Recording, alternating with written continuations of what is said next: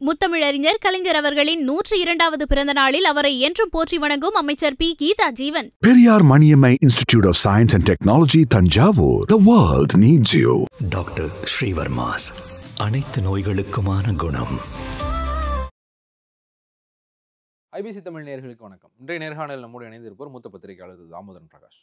வணக்கம் சார். வணக்கம் ஜெயலலினி சார். வணக்கம். கமலினுடைய பிரச்சனை, கர்நாடகாவில் வந்து தக்லீஃப் ரிலீஸ் பண்ண விட மாட்டோம் அப்படிங்கிற பிரச்சனை வந்து ஒரு பெரிய அளவில் போய்கிட்டு இருக்கு. கர்நாடகா ஓரளவுக்கு ஒரே குரலில் இருக்கிறாங்க. சிவராஜ்குமார், திவ்யா ஸ்பந்தனா மாதிரியான சில பேர் வந்து கமல் பேசினது தப்பு இல்லை அப்படிங்கிற அந்த டோனுக்கு நகர்ந்தாலும் அவங்களுக்கு விருப்பம் இருக்கோ இல்லையோ அந்த கமல் எதிர்க்கிற ஒரு டோனில் வந்து காங்கிரஸ், பாஜக எல்லா கட்சிகளுமே இருக்கிறாங்க. டி.கே. சிவகுமார் வந்து முதல்ல வந்து அவர் பேசினது தப்புன்ற டோனில் பேசினார். அதுக்கு பிறகு வந்து ஒரு மன்னிப்பு கேட்டால் சரியாயிரும் அப்படின்ற டோனுக்கு போயிட்டார். ஆனால் தமிழ்நாட்டில் வந்து நிறைய மாற்று கருத்துக்கள் இருக்குது. நீங்கள் மன்னிப்பு கேளுங்க, ஏன் வந்து உங்களுக்கு இவ்வளோ ஈகோன்னு சொல்லிட்டு டி.கே. சிவகுமார் பேசினதை விட கொஞ்சம் அதிகமான ஒரு இதில் வந்து தமிழிசை சவுந்தரராஜன் பேசுகிறாங்க. ஏன்னா நாகேந்திரன் வந்து நீங்கள் தமிழை போற்றி பேசுனீங்கன்னா பிரச்சனை இல்லை, இன்னொரு மொழியோட எதுக்கு வந்து கம்பேர் பண்ணி பேசுகிறீங்க அப்படின்னு சொல்கிறார். இப்போ கொஞ்ச நேரத்துக்கு முன்னாடி ஒரு தயாரிப்பாளர் நான் பேட்டி எடுத்துகிட்டு வந்தேன். அவர் என்ன சொல்கிறாருன்னா, இந்த பிரச்சனையை தூண்டி விட்டதே பாஜக தான் கர்நாடகாவில் அப்படின்னு. இங்கே பாஜக தலைவர்கள்லாம் ஆதரவாக பேசுகிறாங்க. பாஜகவுக்கும் இதுக்கும் தொடர்பு இருக்கா? இதே பாஜகவுடைய அகில இந்திய தலைவர் ப்ளஸ் கர்நாடக தலைவர், அண்ணாமலையுடைய நெருக்கமான நண்பர், அண்ணாமலையோட சேர்ந்து ஃப்ளைட்டில் எமர்ஜென்சி டோரை திறந்தவர் தேஜஸ்வி சூர்யா, சமஸ்கிருதத்திலேருந்து தான் கன்னடம் உருவாச்சுன்னு பல முறை சொல்லியிருக்கார். அப்போ ஏன் கர்நாடகாவில் கொதிக்கலை? ஏன்னா தமிழ்நாட்டுக்கும் கர்நாடகத்துக்கும் இடையே டிஸ்பியூட் இருக்கு. காவேரி டிஸ்பியூட்லேருந்து அது வீரப்பன் காலத்திலிருந்து பல டிஸ்பியூட் வந்து இருந்துக்கிட்டு இருக்கு. அங்கே வந்து ஒரு விதமான மோதல் என்பது இருக்குது.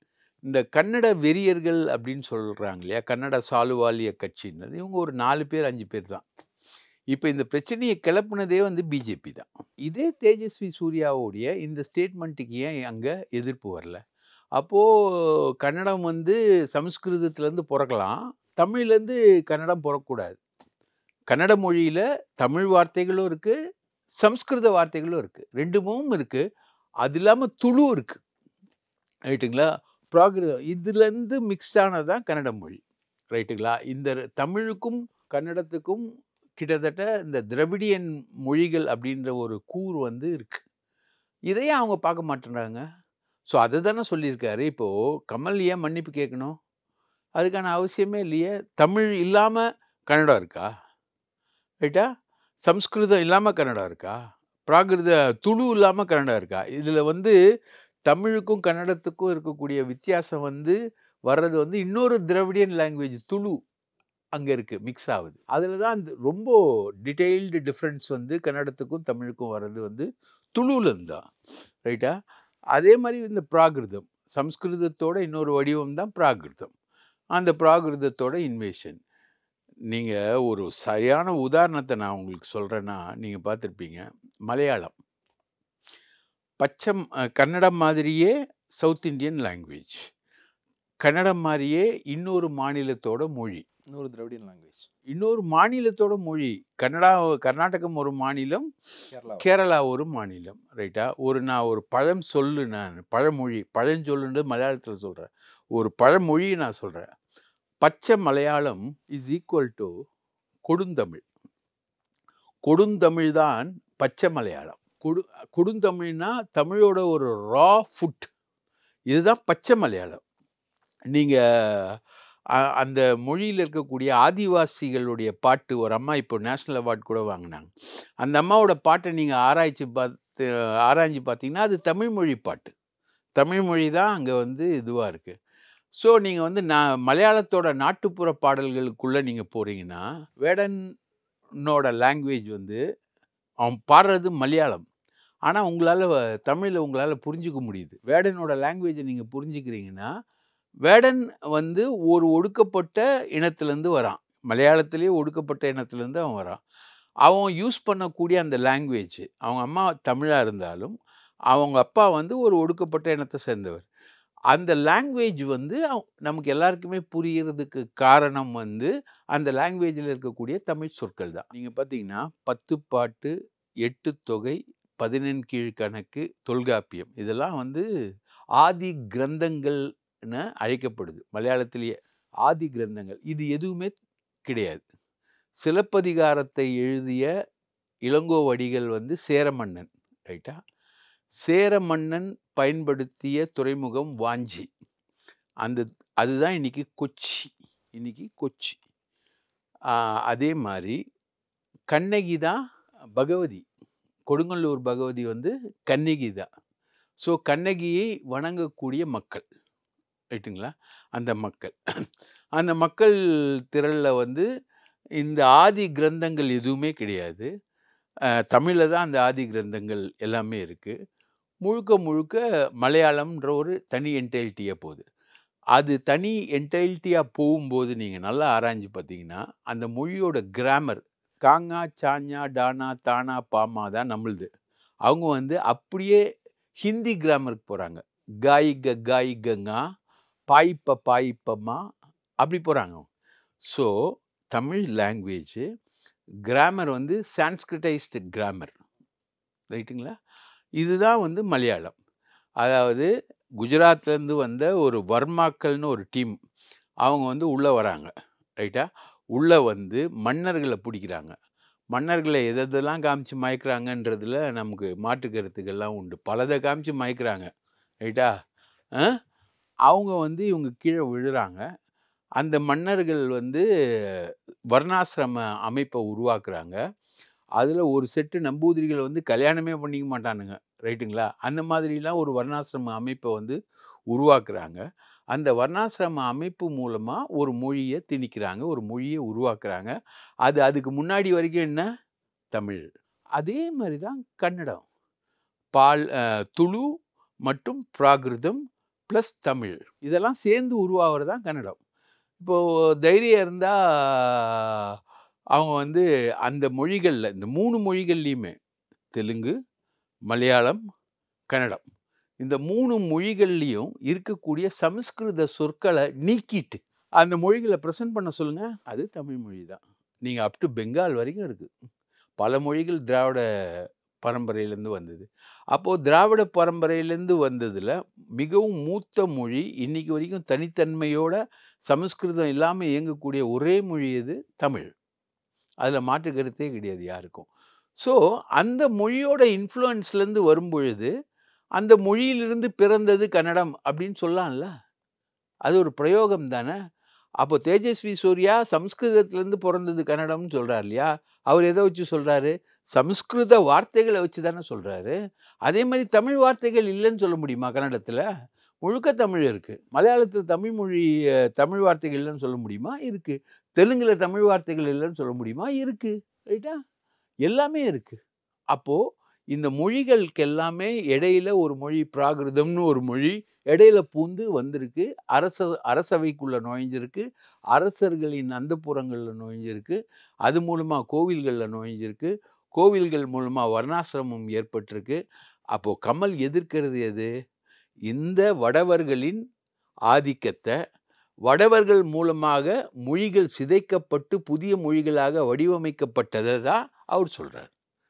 இது வந்து ஒரு மொழி ஆராய்ச்சிக்குரிய விஷயம். ராபர்ட் கால்டுவெல் வந்து கம்பேரிட்டிவ் ஸ்டடி ஆஃப் திராவிடியன் லாங்குவேஜஸ்ன்னு வரும்பொழுது 18th செஞ்சுரியிலேயே இதுக்கெல்லாம் முடிவு கண்டு விளக்க உரையெல்லாம் எழுதிட்டார். விளக்க உரை பத உரையெல்லாம் எழுதிட்டார் அவர். அந்த புக்ஸ் எல்லாமே இருக்குது. இங்கிலீஷ்காரனுடைய புக்ஸ் எல்லாமே இருக்குது. எந்தெந்த பீரியடில் கன்னடம் வந்தது, எப்படி வந்தது, நம்மளுடைய ஏன்ஷியன்ட் கல்வெட்டு என்ன, அவங்களுடைய ஏன்ஷியன்ட் கல்வெட்டு என்ன, ரெண்டுத்துக்குமே பல நூற்றாண்டு கால வித்தியாசமே இருக்குது, ரைட்டாக? கன்னட கல்வெட்டுக்கும் தமிழ் கல்வெட்டுக்கும். அப்போது தமிழ் என்பது கன்னடத்தை விட மூத்த மொழியாக இருக்கும்போது, அது இந்த பகுதியில் ஆதிக்கம் செலுத்திய ஒரு மொழியாக இருக்கும்போது, அந்த மொழி பிறந்த திராவிட மொழி குடும்பத்திலிருந்து பிறந்த இன்னொரு மொழியை ஏன் இதோட குழந்தைன்னு சொல்கிறதுல என்ன தப்பு இருக்குது? அது குழந்தைன்ற ஒரு வார்த்தை, தாயின்ற ஒரு வார்த்தை வேணால் வேற மாதிரி இருக்கலாம். ஆனால் அதில் அவர் சொல்ல வர விளக்கம் உண்மை வந்து இந்த மொழிக்கும் அந்த மொழிக்கும் தொடர்பு இருக்குன்றதை தான் அவர் சொல்ல வர. இப்போது நான் அந்த கேள்வி ஆரம்பிக்கும் போது என்ன கேட்டோம்னா, இதில் பாஜகவுக்கு இந்த பிரச்சனை பெரிதானதில் தொடர்பு இருக்கான்னு கேட்டேன். ஏன்னா கமல் ஒரு மாநிலங்களவை உறுப்பினருக்கான அந்த வேட்பாளராக வந்து அறிவிக்கப்படுறார். அதுலேருந்து இந்த பிரச்சனை வந்து கிளம்புது. கர்நாடகாவில் இருக்கிற காங்கிரஸ் அரசுக்கு ஒரு நெருக்கடி வருது. முதல் நாள் வந்து கமல் பேசுனது தப்பு இல்லை, நாங்கள்லாம் சகோதரர்கள் தான் அப்படின்னு பேசின டிகே சிவகுமார் அடுத்த நாள் வந்து கமல் மன்னிப்பு கேட்டா என்ன, இந்த போராட்டம் வந்து கலவரமா மாறிடக்கூடாது அப்படிங்கிற ஒரு இடத்துக்கு நகர்றாரு. இங்க இருக்கிற பாஜகவினர் வந்து கமலை மன்னிப்பு கேட்க சொல்றாங்க. இது 2 எதிர்க்கட்சி மாநிலங்களுக்கு எதிரா தீட்டப்படுற ஒரு திட்டமா? இது அரசியல் தானே. கண்டிப்பா இதுல அரசியல் தான். அங்க வந்து கன்னடர்கள் வந்து இந்த விஷயத்த வந்து நான் விசாரிச்ச வகையில கர்நாடக பத்திரிகையாளர்கள் மத்தியில இது ரொம்ப லைட்டா தான் எடுத்துக்கிறாங்க. ஒண்ணும் ஒரு பெரிய விஷயமாவே எடுத்துக்கல. இப்ப நீங்க தக் லைஃப் அலோவ் பண்ணலன்னா, ஜனநாயகன் யாரு? கர்நாடகாக்காரன் தயாரிப்பு. அது இங்க அலோவ் பண்ண மாட்டோம். வச்சுக்கலாமா போட்டிய? கர்நாடகாரன் தயாரிப்பு தானே ஜனநாயகன். அத நாங்க இங்க அலோவ் பண்ண மாட்டோம். நாங்களும் தமிழர்களும் வந்து குரல் கொடுக்கலாம் இல்லையா? ஒண்ணுமே இல்ல. இத பத்தி வேற எங்கேயுமே நேஷனல் லெவல்ல எங்கேயுமே பேச்சு கிடையாது. இது வந்து எடியூரப்பா அந்த டீம் வந்து கிளப்பி விடுறாங்க. ரைட்டா? கமல் வந்து திமுககாரரு. காங்கிரஸ் அலையன்ஸ்ல இருக்கக்கூடியவரு. அவர் வந்து ராஜ்யசபா எம்பியா போறாரு. அவருக்கு எதிரா ஒரு புராபகண்டாவ கிளப்பி விட்டா, அது காங்கிரஸுக்கு எதிரான புராபகண்டா, திமுகவுக்கு எதிரான புராபகண்டா, இண்டி கூட்டணிக்கு எதிரான புராபகண்டான்னு அவங்க கிளப்பி விடுறாங்க. அதுக்காக அவங்க தூபம் போட்டு வளர்க்குறாங்க. நான் கேட்குற கேள்வி இதே தானே தேஜஸ்வி சூர்யா சொன்னாரு. இல்ல அருணுமே கேட்டிருந்தாரு. அமித்ஷா சொன்னாரு இந்தியாவுல இருக்கிற எல்லா மொழிகளும் வந்து சமஸ்கிருதத்துல இருந்து தான் பொறந்துச்சுன்னு சொல்லிட்டு. அப்ப அமித்ஷாவும் மன்னிப்பு கேட்கணுமா அப்படின்றது வந்து ஆமா. அருணுன்னு சொல்லியிருந்தாரு. ஆமா. அமித்ஷா இல்ல அவங்கள பொறுத்தவரைக்கும் சமஸ்கிருதம் வந்து ஆர்எஸ்எஸ் வந்து ஒரு சித்பவன் பிராமணர்கள் டீமால உருவாக்கப்பட்டதுனால, அவங்களுடைய தாய்மொழி சமஸ்கிருதம். ரைட்டா? அத வந்து இந்துத்துவ இயக்கங்கள் என்னைக்குமே தூக்கி பிடிக்க தயங்கினதே கிடையாது. தமிழ் செம்மொழி, தமிழ் இனிமையான மொழி, தமிழ் மூத்த மொழி அப்படின்னு நரேந்திர மோடி சொன்னா கூட, சமஸ்கிருதத்துக்கு தான் நூற்றுக்கணக்கான கோடிகள் வந்து மத்திய அரசு ஒதுக்குது. தமிழுக்கு வந்து தமிழ் வளர்ச்சிக்கு பெரிய அளவுக்கு ஒண்ணுமே பண்ணல. அதான் இவங்க தமிழ் மேல வச்சிருக்கக்கூடிய பாசம். இவங்கலாம் வந்து இந்த நயினார் நாகேந்திரனும், தமிழிசையும் வந்து தமிழர்களான்ற கேள்வியே நமக்கு வருது. இவங்க வந்து தமிழோட உயர்வ ஒருத்தன் சொல்றான்னா, சொல்ற கமலஹாசனும் பாரதியார் மாதிரி சாதியை கடந்த ஒரு பார்ப்பனர் தான். சாதியை கடந்த ஒரு பார்ப்பனர் தான் அத சொல்றாரு. இவங்க வந்து அதையும் அவங்க வந்து கேள்வி கேட்டு அரசியல் ரீதியா அத காயின் பண்ணி கொண்டு போறாங்க அவங்க. அதுக்கு கமல் வந்து மன்னிப்பு கேட்க மாட்டேன்ட்டாரு. கமல் சொன்னதுல கமல் அளித்த விளக்கம் நியாயம்னு கர்நாடகா உயர்நீதிமன்றமும் ஏற்றுக்கொண்டிருக்கிறது. ஏன் கொஞ்சம் மன்னிப்பு கேட்கக்கூடாதானே? ஏன் நான் மன்னிப்பு கேட்கணும்? அப்போ ஒரு கருத்தை வந்து எவனும் சொல்லவே கூடாதா? இதுல இவ்வளோ உண்மை இருக்கு. நான் உங்களுக்கு கம்பேர் பண்ணி காமிச்சது மலையாளத்தை. பக்கத்து ஸ்டேட் லாங்குவேஜ் மலையாளம். கொடுந்தமிழ் தான் பச்சை மலையாளம்ன்ற ப்ரோவர்ப் இருக்கக்கூடிய ஒரு மொழி. ரைட்டா? அப்போ மலையாளம் அப்படின்னா கன்னடா ஏன் அப்படி இருக்கக்கூடாது? ஏன் தெலுங்கு அப்படி இருக்கக்கூடாது? திராவிடியன் லாங்குவேஜ் தானே. அப்போது திராவிடியன் லாங்குவேஜில் மூத்த மொழி எது? தமிழ் தானே. தமிழ்லேருந்து தானே அது தோன்றி இருக்கணும். இப்போ சிந்து சமவெளியிலேருந்து இருக்கக்கூடிய பிராமி எழுத்து முறையிலேருந்து எல்லா எழுத்து முறைகளும் எதை நோக்கி நீளுது? தமிழை நோக்கி தானே நீளுது. அப்போது அதுக்கு பின்னாடி தோன்றிய மொழிகள்லாம் என் தமிழோட இன்ஃப்ளூயன்ஸோட தான் தோன்றி இருக்கணும். ரைட்டா? அது தாயின்னு சொல்கிறதுல உங்களுக்கு என்ன இடிக்குது? தமிழை தாயின்னு சொன்னால் பாஜக வந்து தமிழ் பழமையான மொழி, அந்த மொழி, இந்த மொழி அப்படின்னு சொல்லிட்டு நரேந்திர மோடியிலேருந்து எல்லாரும் புகழ்கிறாங்களே, உங்களுக்கு ஏன் இடிக்குது? உங்களுக்கு ஏன் கசக்குது? உங்களை பொறுத்த வரைக்கும் சமஸ்கிருதம் தான் எல்லாத்துலேயும் இருக்கணுமா? சமஸ்கிருதம் தான் உங்களோட மொழியா? அவங்க பேசக்கூடிய ஹிந்தியில் கூட சமஸ்கிருதத்தை கலந்து தான் பேசுவாங்க. யார் மோடியாக இருந்தாலும் சரி, ஆர்எஸ்எஸ் ஆட்களும் சரி, சமஸ்கிருதம் கலந்த ஹிந்தி தான் பேசுவாங்க. உருது கலந்த ஹிந்தியை பேச மாட்டாங்க. ரைட்டா? உருதுன்றது இந்தியுடைய ஒரு பாகம். இந்தி வந்து ஒரு தயாரிக்கப்பட்ட ஒரு மொழி. அந்த மொழியை ப்ரமோட் பண்ணுறதுக்கு ஒரு பிரிட்டிஷ்காரன் உருவாக்கின ஒரு மொழி. அந்த ஒரு கம்யூனிகேஷன் டூல் மாதிரி உருவாக்கின ஒரு மொழி. அந்த மொழியை ப்ரமோட் பண்ணுறதுக்கு எங்கே இருக்காங்க இவங்க? நான் இப்போ சமீபத்தில் ட்ரெயினில் வரும்போது ஒரு மார்வாடி குடும்பத்தை பார்த்தேன். அவங்க பேசுகிறது என்ன மொழின்னு கேட்டால் மார்வாடி மொழின்னா. இதுக்கு எழுத்து வடிவம் இருக்கானா? இல்லை. ஹிந்தி தான் அவங்களுடைய எழுத்து வடிவம். ஆனால் அவங்க பேசக்கூடிய ஹிந்தி வந்து பயங்கர டிஃப்ரெண்ட்டாக இருந்தது. அவங்களுக்குள்ளே பேசிக்கிற மொழி வந்து ஹிந்தி எனக்கு நல்லா தெரியும். ஹிந்தியே இல்லை அது. அது வேற மொழி. மார்வாடின்னு ஒரு மொழி. ராஜஸ்தானில் மார்வாடிகள் பேசக்கூடிய மார்வாடின்ற மொழி. அதுக்கு எழுத்து வடிவம் இல்லை. ரைட்டா? ராஜஸ்தானி மொழியும் அதே மாரி பழமையான மொழி 2000 வருஷ இலக்கியம்லாம் இருக்கு. அதுலயும் எழுத்து வடிவம் என்பது இல்ல. அதெல்லாம் தாண்டி அதிஜீவித்து திராவிட மொழியா சிந்து சமவெளியிலிருந்து இன்னைக்கு கீழடி ஆராய்ச்சியுடைய காலகட்டத்த மாத்தணும்னு சொல்றீங்கல்ல, நீங்க எங்கேயோ நடுவுல மகாபாரத ஆராய்ச்சின்னு ஒண்ணு பண்ணிக்கிட்டு இருக்கீங்க. அதுக்கு இது இடையூறா வந்துருன்றதுனால கீழடியுடைய ஆராய்ச்சிய 500 ஆண்டு காலம் நீங்க வந்து தள்ளி வைக்கிறீங்க. மகாபாரதத்த வந்து தேடுறாங்களாம் ஆந்திரால. ஒரு தேர் சக்கரம் கிடைச்சிருக்காம். அதுதான் வந்து மகாபாரதத்துல கிருஷ்ணன் உபயோகிச்ச தேரோட சக்கரம். ரைட்டா? அந்த சக்கரத்துக்காக அப்புறம் நகைவெட்டி ஒண்ணு கிடைக்கும். பீமன் உபயோகித்த நகைவெட்டி இவ்ளோ பெருசா ஒண்ணு இருக்கும்னு. அந்த மாரி அந்த காலகட்டத்துக்கும் கீழடி ஆய்வுக்கும் இடையே கிளாஷ் வந்துறக்கூடாது. கீழடி வந்து தொன்மையான ஆய்வுன்னு சொல்லிட்டு அமர்நாத் வந்து சொல்றதுனால அது காலகட்டத்த மாத்த சொல்றாங்க. ஸோ இது எல்லாமே வந்து தமிழுக்கு எதிரானவர்கள் இவர்கள். தமிழ் மொழிக்கு எதிரானவர்கள் இவர்கள். அப்படின்றத தான் காட்டுது. இவர்கள் தமிழிசையும் நயினார் நாகேந்திரனும் தமிழர்களே அல்ல. இந்த விஷயத்துல இப்போ டி.கே. சிவகுமார் வந்து ஒரு டோன் எடுத்தார். பெங்களூர்ல இருந்து நிறைய கன்னடர்கள் வந்து ஒசூருக்கு டெய்லி போயிட்டு வராங்க. அவங்க ஒசூர்ல இருந்து மக்கள் வந்து கர்நாடகாவுக்கு வந்துட்டு போறாங்க. சோஷியல் ஹார்மோனி வந்து இங்க வேணும். ஒரு சமூக அமைதி வேணும். இதுக்காகவாவது கமல் மன்னிப்பு கேட்கணும் அப்படிங்கிற ஒரு டோனுக்கு தானே அவர் நகர்றார். அந்த இடத்துக்காவது கமல் பார்க்கலாம். இப்போ இது 2 மாநில பிரச்சனையா தானே இது மாற்றப்பட்டுக்கிட்டு இருக்கு. சார் 2 மாநில பிரச்சனைக்காக என் தாயை நான் விட்டு கொடுப்பேனா? 2 மாநிலம் இல்லை, 3 மாநிலம் இல்லை, 30 மாநிலம் வந்தால் கூட என் தாயை பற்றி ஒருத்தன் கேவலமாக பேசுறதை நான் விட்டு கொடுப்பேனா? நான் மன்னிப்பு கேட்பேனா? என் தாயை நான் உயர்த்தி சொன்னதில் நான் எப்படி இறங்கி வருவேன்? யாருமே இறங்கி வர மாட்டாங்க சார். அதில் வந்து சிவகுமார் இறங்கி கேட்குறது வந்து இப்போ ஒசூர்லேருந்து வேலைக்கு வராங்க, இங்கே வராங்க. ஒசூரில் ஒரு ஏர்போர்ட் அமையிறதையே இவங்க தடுக்கிறானுங்க. கர்நாடகாவில் வந்து ஒரு 30-40,000 கோடியில் பெங்களூர் சிட்டியோட டிராஃபிக்கை இம்ப்ரூவ் பண்ணி ஒசூரை மைனஸ் பண்ணோன்னு பார்க்குறாங்க. ஒசூர் வந்து ஒரு மிகப்பெரிய இண்டஸ்ட்ரியல் டவுனாக மாறுது. அதெல்லாம் கரெக்டு. இந்த 2 இன்டராக்ஷன் என்பது கரெக்ட். இதெல்லாம் வீரப்பங்காலத்திலே இருந்தது. ராஜ்குமார் கிட்னாப் பண்ணப்பட்ட காலத்திலேயே இருந்தது. காவேரி நீர் பிரச்சனை ஒவ்வொரு முறை பெரிதாகும் போது இருந்தது.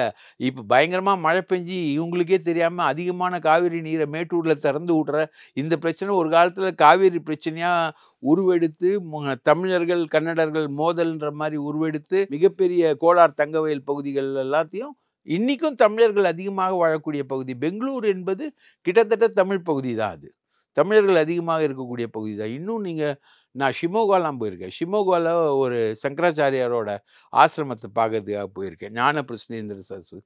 அங்கே வந்து நான் போகும்பொழுது அங்கே மரம் ஏறி அந்த தென்னை மரம் பாக்கு மரத்தெல்லாம் ஏறக்கூடிய ஆட்கள் வன்னிய இனத்தை சேர்ந்த தமிழ் மக்களை அங்கே நான் பார்த்தேன். கிராமத்தில் பூர்வீக குடிமக்களாக வன்னிய இனத்தை சேர்ந்த தமிழ் மக்களை நான் பார்க்குறேன் ஷிமோகாவில், வடக்கு கர்நாடகாவில். அப்படி இருக்கும்போது தமிழர்களும் கர்நாடகமும் ஒன்றுக்கொன்று பிரிக்க முடியாது. மகாராஷ்டிரா கர்நாடகான்னு ஒன்று இருந்தது, மைசூர் கர்நாடகான்னு ஒன்று இருந்தது. அந்த மாதிரி கர்நாடகாவே நிறைய பார்ட். அதுவே ஒரு யூனிஃபைட் ஸ்டேட்டு. அதுக்குள்ளே வரக்கூடிய எமோஷனுக்காக கமலஹாசன் சொன்ன ஒரு நல்ல கருத்தை அவர் ஏன் வாபஸ் வாங்கணும்? அவர் ஏன் மன்னிப்பு கேட்கணும்? கமல் மன்னிப்பு கேட்டார்னா ஒட்டுமொத்த தமிழர்களும் மன்னிப்பு கேட்குறதா தான் அர்த்தம்.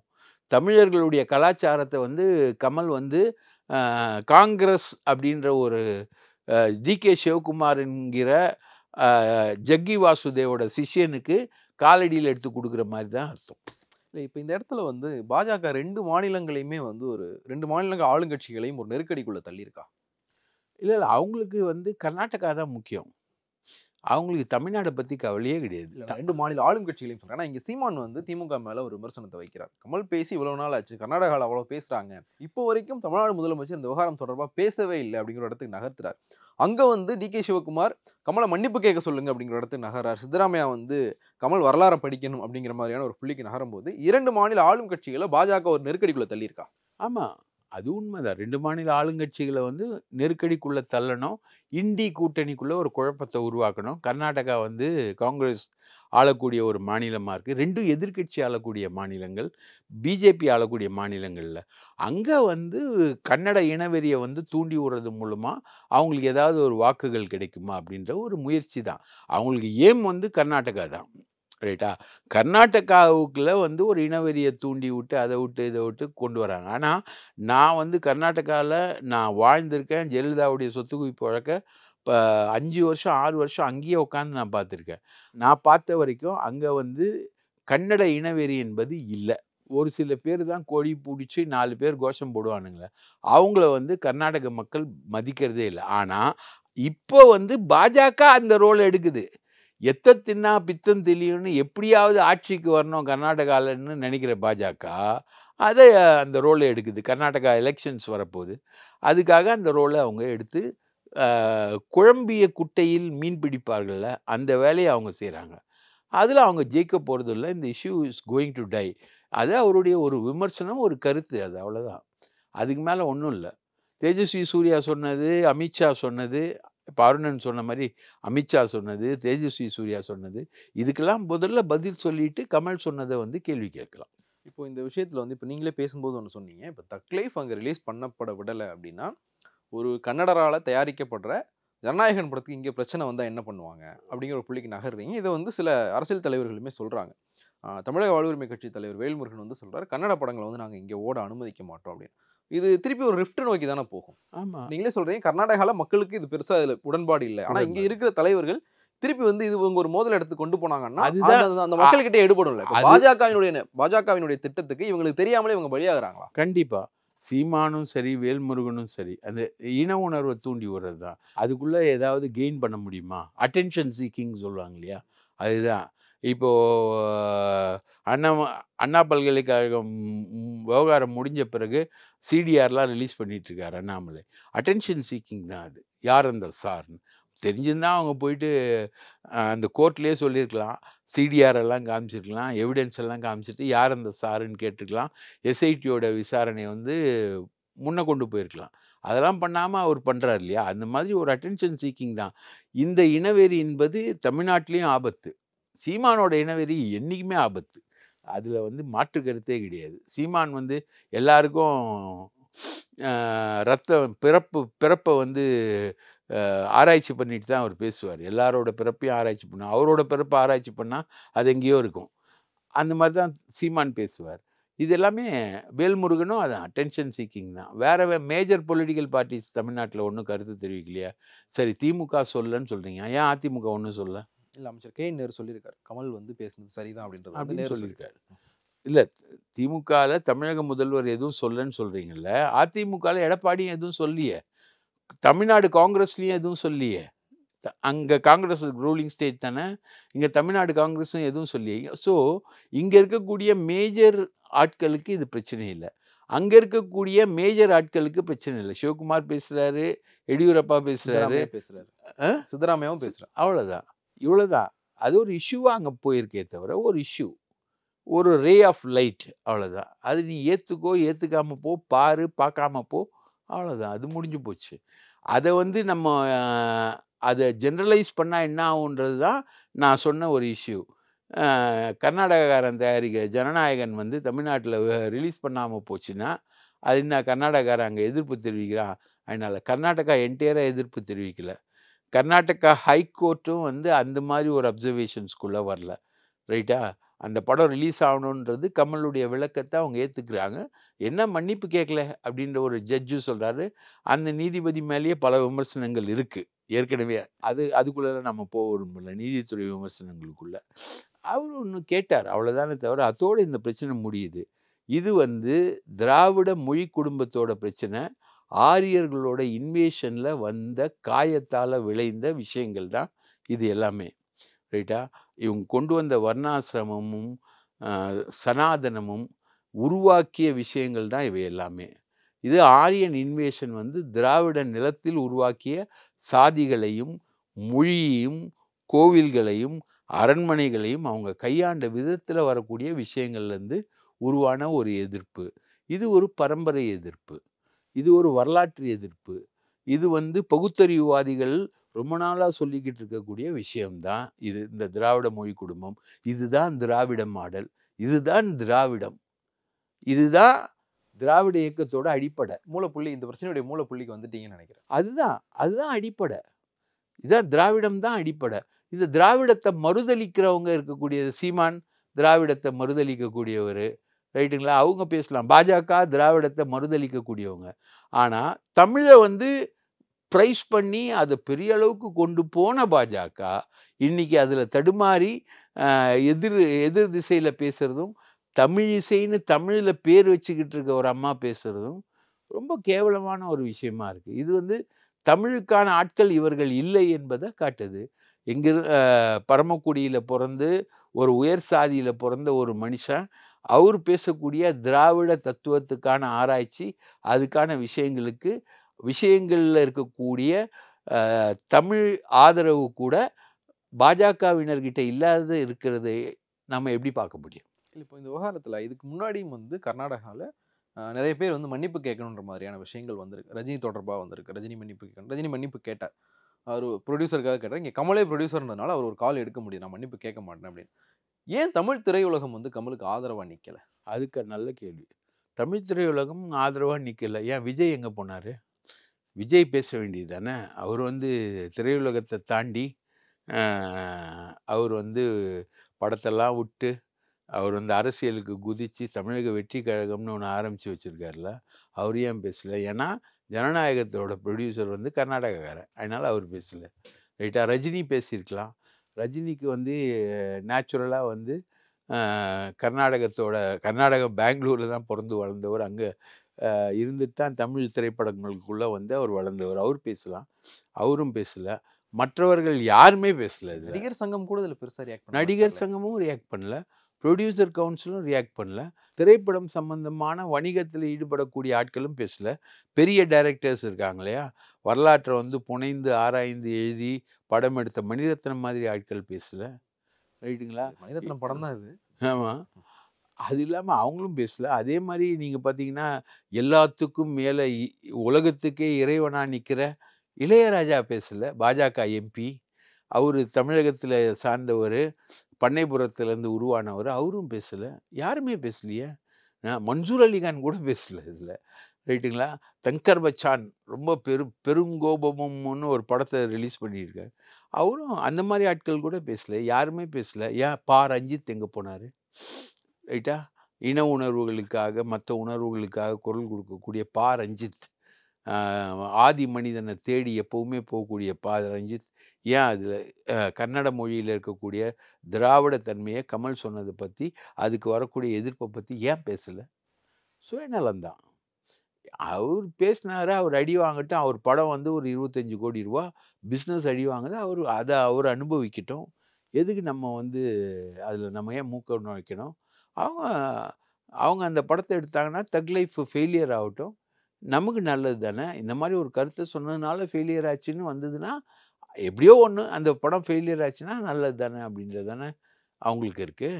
2 மாநிலங்களுக்கு இடையிலான பிரச்சனை அப்படின்றத தாண்டி இப்போது தக்லீஃப் அங்கே ரிலீஸ் ஆகலைன்னா அதுக்கு ஒரு 18 கோடி ரூபா கர்நாடகா பிஸ்னஸ் ஆனதாக சொல்கிறாங்க. அந்த 18 கோடி லாஸ் ஆகும், கமலுக்கே அது லாஸ் ஆகும் ஒரு ப்ரொடியூசராக. அதை தாண்டி இப்போ திருப்பி நாங்கள் கன்னட படங்களை இங்கே அனுமதிக்க மாட்டோம் அப்படின்றது தென்னிந்தியாவில் திரைப்படங்களினுடைய பெரிய மார்க்கெட்டுகளில் ஒன்று தமிழ்நாடு. இது ஒட்டுமொத்தமாக ஒரு தென்னிந்தியாவினுடைய அந்த சினிமா வியாபாரத்தை பாதிக்கிற ஒரு விஷயமா மாறிடாதா? அந்த மாதிரி ஒரு விஷயத்தை தமிழ்நாட்டில் வராது. அது தமிழ்நாட்டுக்குள்ளே அந்த மாதிரி ஒரு எந்தவித பிரிவினைவாதமும் தமிழ்நாட்டுக்குள்ளே தமிழக மக்கள் அதை ஆதரிக்க மாட்டாங்க. தமிழ்நாட்டில் இருக்கக்கூடிய ஆட்களும் அதை ஆதரிக்க மாட்டாங்க. கர்நாடகத்தில் அந்த வெறியை கிளப்பி அதை ட்ரை பண்ணுறாங்களே ஒழிய தக் லைஃப் அங்கேயும் ரிலீஸ் ஆகிடும் அப்படி தான் நான் நினைக்கிறேன். கோர்ட்டுக்கு போயிருக்காங்க. கோர்ட்லேருந்து சில டைரக்ஷன்ஸு சில தீர்ப்புகள் வரலாம், அதை ஒட்டி அது அங்கே ரிலீஸ் ஆகும். ஆனால் கமல் மன்னிப்பு கேட்க மாட்டார் என்பது கமலுடைய நிலை, இன்னைக்கு வரைக்கும் இருக்கக்கூடிய நிலை. நாளைக்கு நான் ஒன்றும் சொல்ல முடியாது, ஆனால் அவர் மன்னிப்பு கேட்க மாட்டான்றது தான் நானும் எதிர்பார்க்குறேன். பார்க்கலாம் சார், எனக்கு பார்ப்போம். ஒரு இணைவும் கருத்து மிக்க நன்றி. வாய்ப்பளித்ததற்கு மிக்க நன்றி. மற்றொரு நிகழ்ச்சி சந்திக்கலாம். நன்றி, வணக்கம். முத்தமிழறிஞர் கலைஞர் அவர்களின் 102வது பிறந்த நாளில் அவரை என்றும் போற்றி வணங்கும் அமைச்சர் P. Geetha Jeevan. Periyar Maniammai institute of science and technology, Thanjavur. The world needs you. Doctor Srivarmas, அனைத்து நோய்களுக்குமான குணம்.